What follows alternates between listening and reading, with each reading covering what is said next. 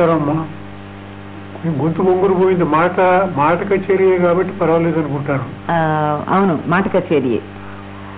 మరి ఇప్పుడు మనం గుండమ్మ కథలోది శ్రోతలకు పాట వినిపించాం, మనం విన్నాం కదా.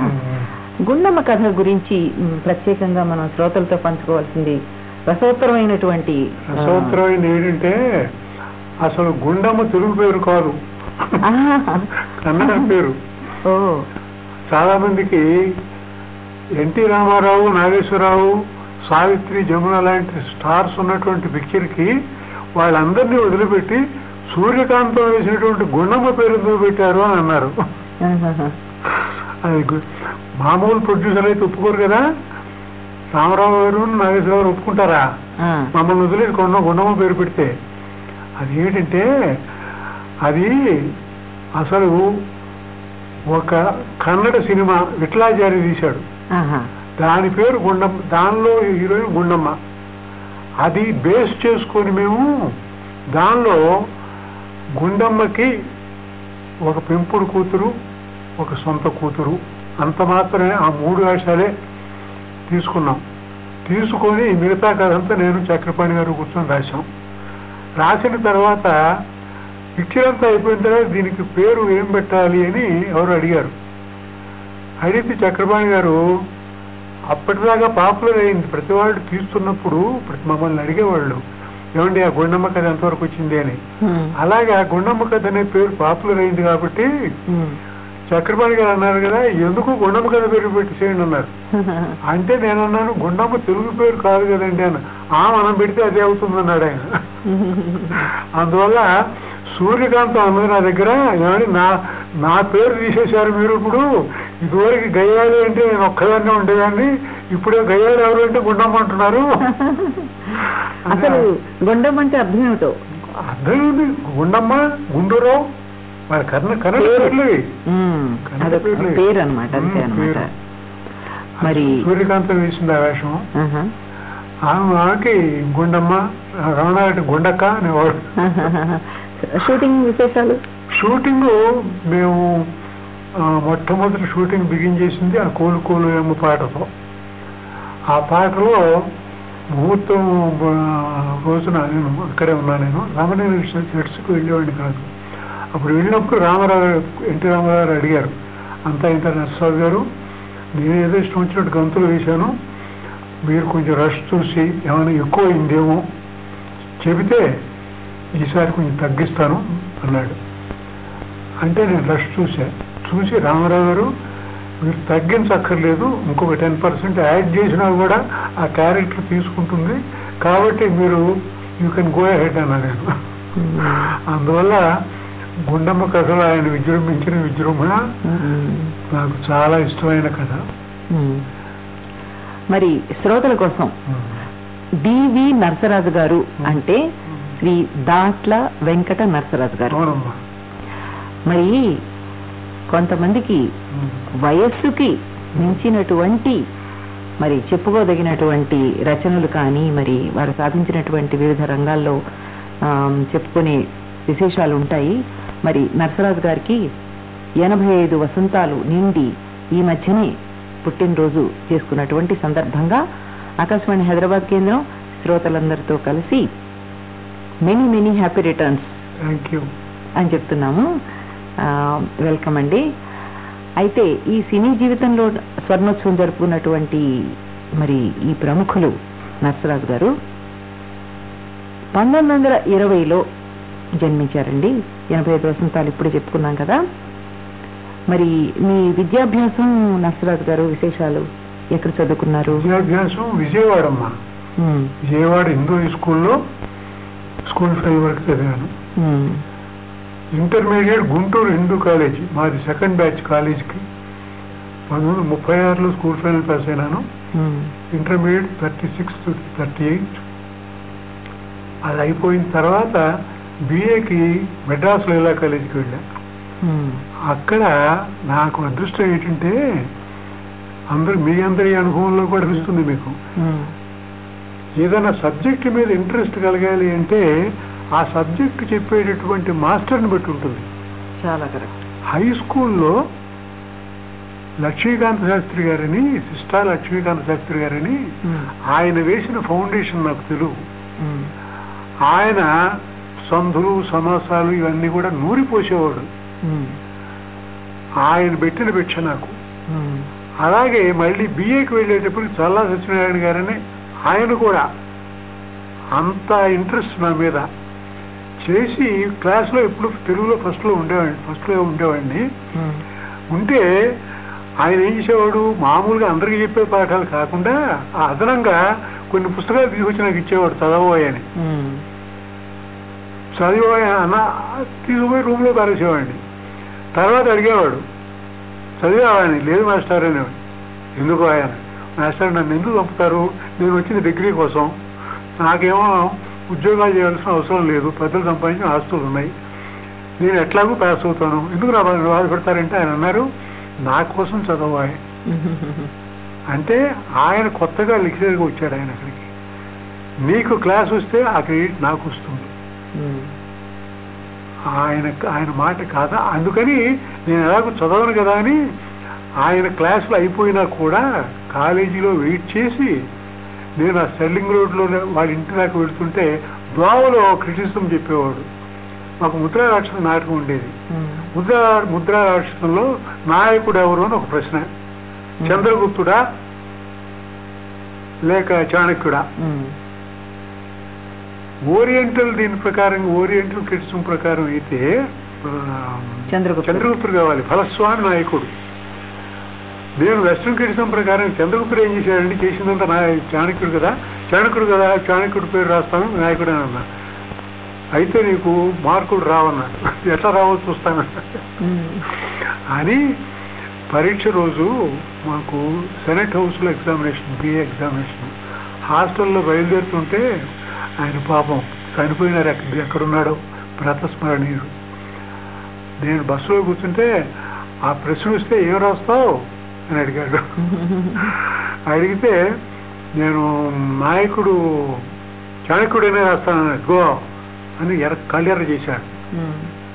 నీకు మార్కులు కావాలా, ఊరికే నీ ఆత్మ సంతృప్తి కావాలా అని అన్నాడు.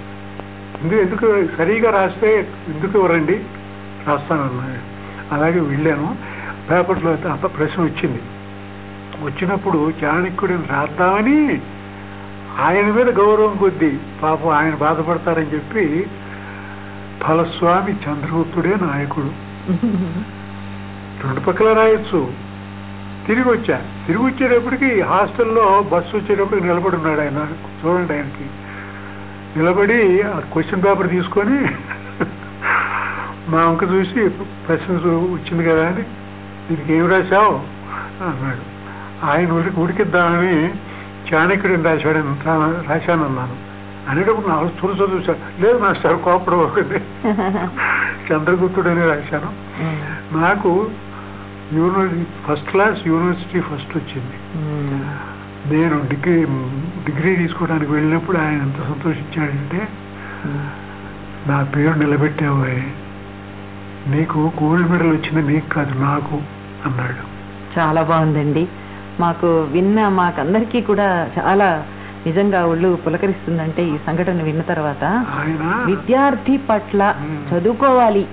ఇప్పుడు మనం రిఫరెన్స్ బుక్స్ అనుకునేవి ఆ కాలంలోనే ఎడిషనల్ గా పుస్తకాలు చదవాలి అని ఆయన చెప్పడము, మీరు పరీక్షలో ఏం రాస్తారు అనేటువంటి ఒక ఆ జిజ్ఞాస, ఆ పట్టుదల, లేకపోతే ఆ కోరిక ఆయనకు ఉండడం, మరి వారి ఎందున్నటువంటి గౌరవం, అంటే ఉపాధ్యాయుల పట్ల విద్యార్థికి ఉన్నటువంటి గౌరవం ఎన్నో నేర్చుకోదగిన ఉన్నాయి మీరు చెప్పినటువంటి ఉదంతంలో. తండ్రి కంటే గొప్పవాడు ఆయన. ఆయన దగ్గర ఒక టీచర్ ఉండేవాడు, అతను చెప్తుండేవాడు, ఆయన ఎప్పుడు తన కొడుకును గురించి కూడా అడగడండి. నర్సరాజును ఒకసారి చూడాలని ఉందో ఆయన అంటారు. ఆయన విజయవాడలో కొడుకు ఆంధ్ర బ్యాంకులో పనిచేస్తుంటే నేను ఫోన్ చేశాను హైదరాబాద్ నుంచి, మాస్టర్ ఎలా ఉన్నారని, నిన్ను ఒకసారి చూడాలని ఉందో వెళ్ళా. చివరి రోజుల్లో కూడా గుంటూరులో ఆఖరి దశలో మనుషులను గుర్తుపట్టలేని స్థితిలో కూడా వీళ్ళ దగ్గర కూర్చుంటే కళ్ళు తెరిచి ఆయన భార్య అడిగింది ఎవరు అని. ఎవరు అంటే నర్సరాజుకి కోట్లు ఉన్నాయి కానీ అతిశయం లేదు అని మళ్ళీ కోమలకు పోయినాడు. మరి ఇలాంటి గురు శిష్య సంబంధం చిరకాలం వర్ధిల్లాలని మరొకసారి మనం అనుకుందాము. తప్పకుండా. మరి ఆకాశవాణి అనంగానే, నాటకాలు అనంగానే నాకేమో మీ నాటకాలు జ్ఞాపకం వస్తాయి. మీరు రాసినటువంటి నాటకాలు అంటే సినీ ప్రపంచంలో ప్రఖ్యాతి చెందినటువంటి వారు మీరు. ఆ విషయాలు కూడా చెప్పుకుందాము. అయితే ఆకాశవాణితో మీకు ఉన్నటువంటి అనుబంధం ఒక్కసారి. ఆకాశవాణి మద్రాసు ఆకాశవాణి కేంద్రంతో నాకున్న అనుబంధం చెప్పాలంటే అరగంట 30 గంట చాలు. గొల్లపూడి మారుతీరావు అతను వచ్చి ఎప్పుడూ అడుగుతుండేవాడు. అతనిలో గొప్ప విశేషం ఏంటంటే అతను రచయిత అయ్యుండు కూడా ఇతరుల చేత రాయించడానికి ఎవరిని ఎట్లా చేయాలో, ఎవరికి ఏది అవసరం, శ్రీశ్రీ చేత రాయించేటప్పుడు ఏం చేయాలి, శ్రీశ్రీకి ఎప్పుడు డబ్బు అవసరం, అందుకని చెక్కు ముందు పెట్టేవాడు. ఒకసారి ఇల్లు కట్టుకోనా కొనమంటారా, మీరైతే సరైన సలహా చెప్తారని వచ్చాను నరసరావు గారు. మీరు అలా మాట్లాడుతుండగానే ఈ ఇల్లు అమ్మబడును అనే నాటకం తర్వాత రాశానమ్మా. తర్వాత మళ్ళీ ఇటువంటి మన బస్తీలో బహుకుటుంబీకుడు దానికే వస్తున్నా. ఆ మొదట ఇల్లు కట్టుకోనా కొననా అన్నప్పుడు రెండు వద్దన్నా నేను. అదేమిటి అన్నా అంటే, మారుతీరావు నువ్వు ఇల్లు కట్టాలనుకున్నావు అనుకో, తాపి మేస్త్రి కొనమన్న చోట ఇటుకలు కొనాలి, వాడు చెప్పిన చోట సిమెంట్ కొనాలి, ఎందుకంటే వాడి కమిషన్ ఉంటుంది. అది కాకుండా కనుక నా పోటీ వాడు చెప్పి ఇది బాగుంటుందా అని కొన్నావు అనుకో, రేపు ఏదైనా వచ్చిందంటే మీరే ఇచ్చారు కదండి అంటాడు. తర్వాత నీ దగ్గర ఫౌండేషన్ వేసేసి ఇంకొక ఇల్లు ఒప్పుకుంటాడు. నీ ఇల్లు పూర్తయ్యేటప్పుడు నీకు బ్లడ్ ప్రెషర్ వస్తుంది.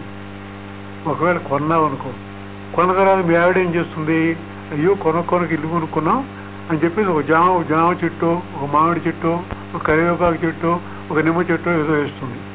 అది వేసి కాసిన తర్వాత ఆ పండ్లు నువ్వు తినే కంటే దానికి నువ్వు పడేటటువంటి అవస్థ కాపలా కూలిగెట్టదు. ఒక కుర్రాడు దోవను పోతూ బంతి లోపలికి చూస్తాడు, కాంపౌండ్ వాల్ పైనుంచి కాంపౌండ్ వాల్ దూకుతాడు. నువ్వు మీ ఆవిడ పట్టుకుంటేనే బంతి కోసం వచ్చానంటాడు. పట్టుకోలేదనుకో, ఆవిడ నిద్రపోతుందనుకో, పండ్లతో పాటు ఆరేసిన బట్టలు కూడా ఎత్తుకుపోతాడు. అందువల్ల ఆయన చెబితే మారుతీరా అన్నాడు, నరసరావు గారు నేను ఇల్లు కొంటాను కడతాను అది దేవుడికి తెలుసు, ఇప్పుడు మీరు చెప్పిన విషయాలు కొంచెం రాసి ఉంది అని అంటే సొంత ఇల్లు స్వర్గం అని నాటికి రాసిచ్చాను. అలాగే 1978లో వచ్చి మీరు ఒకటి అడుగుతాను, మీరు కాదనకూడదు అన్నాడు. కాదనకూడదని ఎట్లా అనమంటావయ్యా, నేను సత్యహరిశ్చంద్రుడినా, ఆడిన మాట తప్పకుండా ఉండటానికి విషయం ఏమిటో చెప్పమన్నది. లేదు, నాకు 8 వారాలు సీరియల్ నాటికి రాసేవాళ్ళు అన్నాడు. 8 వారాలే ఎట్లాగా అన్నా నేను. ఏమైనా సరే 8 వారాలు రాయడం, నేను రైటర్నే, 8 వారాలు రాయడం చాలా కష్టం, మీలాంటి వాళ్ళు తప్ప రాయలేరు, మీరు నా కమిట్ కావాలని అన్నాడు. సరే కాదనలేక సరేనయ్యా అన్నా నేను. సరే అనగానే వీళ్ళకు జబ్బు ఉంది, ఆ టైటిల్ చెప్పండి అంటారు. టైటిల్ను సినాప్సిస్ సబ్మిట్ చేయాలి కదా, టైటిల్ సినాప్సిస్ చెప్తే రాసినట్టే లెక్క అనుకొని నాకు వెంటనే బస్తీలో బహుకుటుంబీకుడే పెట్టుకోయా. బస్తీ అంటే హైదరాబాదులో బస్తీ కాదు, మన సర్కారులో బస్తీ అంటే పట్టణం అని అర్థం. పట్టణంలో ఉన్న బహుకుటుంబీకుడు, ఒక బహుకుటుంబీకుడికి డజన్ పిల్లలు ఉన్నారనుకోండి, వారానికి ఒక కూతురు కథ కొడుకు కథ రాస్తే సరిపోతుంది కదా, అందుకోసం సినాప్సిస్ రాసుకోయా అన్నాను. అలాగే ఆ 8 వీక్ సీరియల్ బస్తీలో బహుకుటుంబీకుడు చాలా నాకు ఎంతంటే క్రెడిట్ మారుతీరావు చెప్పాడు, నరసరావు గారు నా కెరియర్లో ఒక అక్షరం కూడా మార్చకుండా బ్రాడ్కాస్ట్ చేసినటువంటి నాటకం ఇది. దానిలో బహుకుటుంబీకుడు కాంట్రాస్ట్కి ఒక బ్రహ్మచారిని పెట్టి మా పింగళ నాగేంద్రరావు గారు ఇన్స్పిరేషను. బహుకుటుంబీకుడేమో ఎన్టీ రామారావు గారు, కేవీ రెడ్డి గారు. మా పింగళ నాగేంద్రరావు గారే బ్రహ్మచారి అన్నమాటగా మాకంటే పెద్ద కుటుంబం అయింది. ఎలాగంటే వాళ్ళ మదర్ చాలా ఓల్డ్ లేడీ పాపం, ఆమెకి సేవ చేయడం కోసం అనసూయమ్మని ఒక వంట మనిషిని తీసుకొచ్చాడు. ఆమెకు పాపం ఆ ఇంట్లో మనిషిలాగా ఉండేది. నాగేంద్రరావు గారు తల్లి పోయిన తర్వాత కూడా ఆ ఇంట్లోనే ఉండిపోయింది. ఒకరోజు నాగేంద్రరావు ఇంటికి వచ్చేటప్పుడు ఆవిడ పాపం ఈ చేతిలో ఉత్తరం ఏదో పెట్టుకొని కన్నీళ్లు పెట్టుకుంటుంది. ఏమిటమ్మా అంటే, మా అమ్మాయికి ఒంట్లో బాగాలేదు, నెల్లూరు వాళ్ళది, నేను వెళ్ళి రావాలని. ఈయనకి ఏంటంటే ఆమె 2 రోజులు లేకపోయినా కూడా హోటల్ తింటే ఇది పడదు. అందుకోసం అని చెప్పేసి, అనసూయమ్మ ఎందుకు నీ కూతురు ఇక్కడ తీసుకురా, వైద్యం చేద్దాం అలాగని చెప్పి అనసూయమ్మ కూతుర్ని ఇక్కడ తీసుకొచ్చి, తర్వాత ఈ మధ్యన నాకు కనిపించాడు రామ్మూర్తి అని అనసూయమ్మ కొడుకు. వాడిని ఎవరు సుపుత్రుడు పెంచుకున్నాడు ఆయన.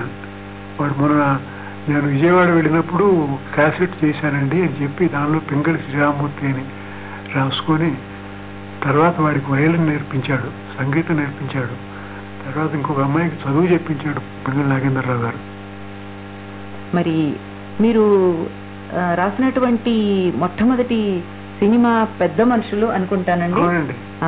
మరి పెద్ద మనుషులు చిత్ర రచయితగా మరి మీ అనుభవాలు ఏమన్నా? అప్పుడు 1954లో రిలీజ్ అయింది. ఆ సంవత్సరమే సెంట్రల్ గవర్నమెంట్ అవార్డ్స్ పెట్టారు. పెడితే బెస్ట్ రీజినల్ పిక్చర్గా దానికి అవార్డు వచ్చింది. దానిలో గొప్ప విషయం ఏంటంటే, కేవీ రెడ్డి గారు తీసినటువంటి ఫస్ట్ సోషల్ సెటైర్ ఇది. అంతకుముందు ఆయన తీసినవి భక్త పోతన, వేమన, గుణసుందర, అవి 2 బయోగ్రఫీస్. గుణసుందరి కథ, పాతాళ భైరవి జానపదాలు.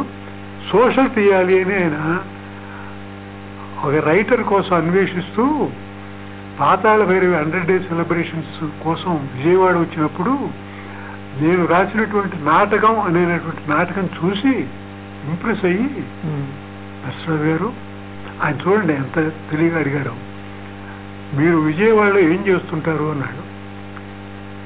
అంటే ఏం చేయరండి అన్నాడు. అదేమండి ఏం చేయకుండా ఎలా ఉంటారు అన్నాడు. నేను నిజంగా ఏం చేయరండి, ఎందుకంటే పిత్రార్జితం ఉంది, భూములు ఉన్నాయి, దాని మీద ఆదాయం వస్తుంది, మా అమ్మాయి 1.5 ఏళ్ల పిల్ల, ఇక తర్వాత ఏముంది సంపాదించవలసిన అవసరం లేదు, తోచకు ఇలాగే నాటకాలు రాసుకుంటూ తిరుగుతుంటాను అన్నాను.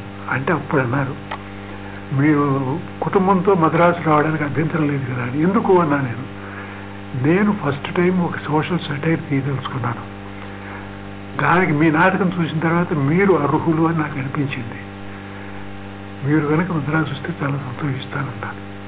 అంటే నేను అన్నాను, నాకేముందండి, పెద్దవాళ్ళు ఇల్లు ఉంది, అది అద్దెకించుకుంటాను, అదితో మద్రాసు ఇల్లు తీసుకుంటాను, తప్పకుండా వస్తాను. అందులో మద్రాసు నాకు కొత్త ఏం కాదు.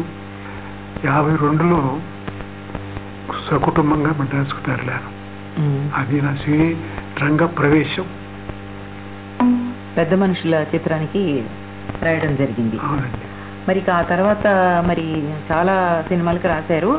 మరి 92 సినిమాల రచయితగా ఎన్నో విషయాలు ఉంటాయి శ్రోతలతో పంచుకోవడానికి. దొంగరాముడు అన్నపూర్ణ నాగేశ్వరరావు గారు సొంత పిక్చర్, ఫస్ట్ పిక్చరు. నాకు ఫస్ట్లో కొన్ని ఉన్నాయి. రామానాయుడు సురేష్ ప్రొడక్షన్స్ కి తీసినటువంటి రాముడు భీముడు ఫస్ట్ పిక్చరు నాది.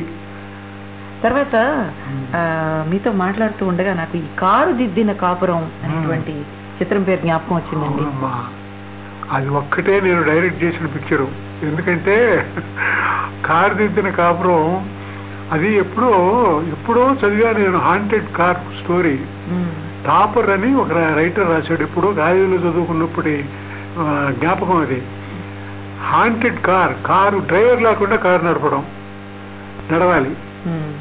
అది బేస్ చేసుకొని రామోజీరావు చెప్తే బాగుంది రాయండి అన్నారు. కార్ అనే ఒక పిక్చర్ వచ్చింది, అదే లేదు హాంటెడ్ కార్ లేదు. సినిమా రాలేదు అసలు, కథే నేను తీసిందే సినిమా. ఆ కథ ఆధారం చేసుకొని నేను రాసి ఒక అతనికి ఇచ్చాం, డైరెక్షన్కి. కెమెరామెన్ కదా, ట్రిక్ వర్క్ అది ఇది ఉంటుంది కదా అని. అతను ఎలా అర్థం చేసుకున్నాడో పాపం, అతను తీసింది రామోజీరావు గారికి నచ్చలా, నాకు నచ్చలా. నచ్చకపోతే నేను అన్నాను, రామోజీరావు గారు కొంచెం మార్పులు చేసేదని చేద్దామంటే ఏం చేస్తారండి, మీరు చెప్పినప్పుడు మాకు వచ్చినటువంటి రియాక్షన్ వేరు, ఇప్పుడు పిక్చర్ చూస్తే రియాక్షన్ వేరు, కాబట్టి అతని డబ్బు అతనికి ఇచ్చి పంపించేస్తాను, I will wind up the whole thing అని. అయ్యో, కథ ఇచ్చిన పాపానికి 14 లక్షలు 12 లక్షలు ఖర్చు పెట్టాడు ఆయన. అప్పుడు అన్నాడు ఆయన, మీరు కనుక డైరెక్ట్ చేస్తే ఇది తీస్తా, లేకపోతే మీ స్క్రిప్ట్ చెత్తబొట్లో పారేస్తా అన్నాడు. అందువల్ల చెయ్యక తప్పనిసరి ఆ పిక్చరు డైరెక్ట్ చేసి సక్సెస్ చేశాను. అయితే 92 సినిమాలకి రచయిత సంభాషణలు రాయడం మాత్రం కాకుండా ఈ కారు దిద్దిన కాపురం ఇంకోటి ఉందండి, దర్శకత్వం చేశారు. 2 పిక్చర్లు యాక్ట్ చేశా. ఓ, మీరు నటించినటువంటి నటన అంటే నటించాలంటే ఎప్పుడు అనుకునే నటించేవాడిని. రామోజీరావు గారికి మనసు మమత అనే పిక్చర్కి ట్రీట్మెంట్ రాస్తున్నా హైదరాబాద్ ఆయన గెస్ట్ హౌస్లో కూర్చుంటే నా దగ్గర ఇదివరకు అసిస్టెంట్గా పనిచేసిన అతను మెడ్రాస్ నుంచి నాకు ఫోన్ చేశాడు. ఏమనంటే ఈవి సత్యనారాయణ అని కొత్త డైరెక్టర్ అండి, ఫస్ట్ పిక్చర్ తీస్తున్నాడు, అతను హీరోయిన్ తండ్రిగా మీరు వేస్తే బాగుంటుందని అన్నాడు. అంటే అది ఫోనింగ్ టు రాంగ్ నంబర్ అన్నా నేను, ఎందుకంటే నేనేటి వేషం ఏంటని. ఆ మర్నాడు పొద్దున్నే స్క్రిప్ట్ ఇచ్చి పంపించాడు ఈవి సత్యనారాయణ. పంపిస్తే బాగానే ఉంది, డిగ్నిఫైడ్ క్యారెక్టరే. కానీ నువ్వు చెప్పడమేమో వారం రోజుల్లో షూటింగ్ గుంటూరులో ఉంటున్నావు, మరి నేను ట్రీట్మెంట్ చేస్తున్నాను, ఇది మనసు మమత టైం ఉండదు పోవాలని పంపించేశాను. వారు చెప్పినటువంటి చిత్రం పేరేంటి? నటించినటువంటి చిత్రం చెవిలో పువ్వు మొట్టమొదటి చిత్రం నేను యాక్ట్ చేసింది. చేసి మళ్ళీ అక్కడి నుంచి ఫోన్ చేస్తే మళ్ళీ ఫోన్ చేశాడు. చేస్తే అప్పుడు రామోజీరావు గారితో చెప్తే రామోజీరావు, అయ్యో మన పిక్చర్లో యాక్ట్ చేద్దాం, డైరెక్షన్ ఎట్లాగో నేను ఆ క్రెడిట్ నేను తీసుకున్నాను మీకు ఇచ్చినట్టు, యాక్టింగ్ కూడా నేనే తీసుకుందాం అనుకున్నానే అన్నాడు.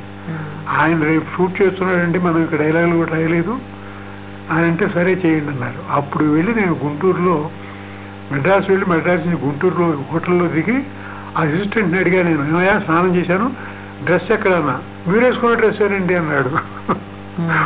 ఆ ఊళ్ళో ఎక్కడో ఒక ఇంట్లో షూటింగ్, అక్కడికి వెళ్ళినప్పుడు మొట్టమొదటిసారి ఈవి సత్యనారాయణ గారిని చూసి ఏమయ్యా నేను ఎక్కడ దొరికాను నీకు అంటే, లేదు నన్ను మీరు చూడలేదు కానీ మిమ్మల్ని చాలాసార్లు చూస్తున్నాను, ఎప్పుడైనా నాకు ఫస్ట్ సినిమా ఛాన్స్ వస్తే నరసరావు గారి చేత వేషం వేయించాలి అని మిమ్మల్ని దృష్టిలో పెట్టుకుని ఒక డిగ్నిఫైడ్ ఫాదర్ గా క్రియేట్ చేసుకున్నానండి, ఇంకొకరి చేత చేయిస్తే నాకు తృప్తి రాదు అని అంటే దానిలో హీరోయిన్ ఫాదర్ గా వేశాను.